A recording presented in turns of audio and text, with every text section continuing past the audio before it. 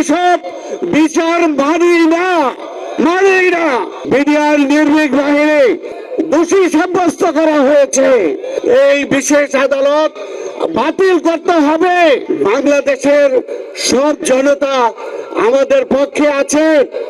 তারা জানে যে বিডিআর বিদ্রোহ করতে জানে না। 200 বছরের ইতিহাস। বিডিআর নির্ভীকতার সাথে কোটি কোটি মানুষের ভালোবাসায় ফ্রিজ, টিভি এবং এসিতে দেশের 1 নম্বর ব্র্যান্ড ওয়ালটন। পাডুয়া যুদ্ধ করেছে, শত্রুর সাথে যুদ্ধ করেছে, যেটা কোন দেশের সৈনিক এটা করতে পারে নাই। যা বাংলাদেশের বিডিআর সৈনিকেরা আমাদের এই নির্ভীকতা দেখিয়েছে, বীরত্ব দেখিয়েছে। আমরা প্রত্যেকেই এখন বৈষম্যের শিকার। এই যে এখানে যারা আছেন সবাই জেল খেটেছে বিনা বিচারে। আমাদেরকে দোষী সাব্যস্ত করা হয়েছে। আমরা এইসব বিচার মানি না, মানতে পারি না।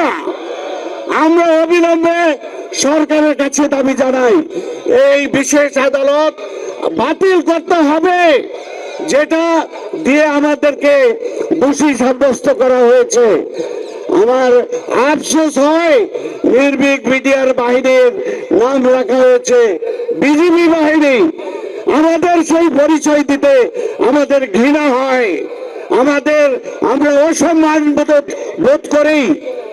বিডিআর নির্ভীক সৈনিক, বিডিআর নির্ভীক বাহিনী যে কোনো পরিস্থিতিতে এই সৈনিকেরা সম্মুখ যুদ্ধে ঝাঁপিয়ে পড়তে পারে, সেই জিনিস, সেই সাহস বিডিআরের আছে।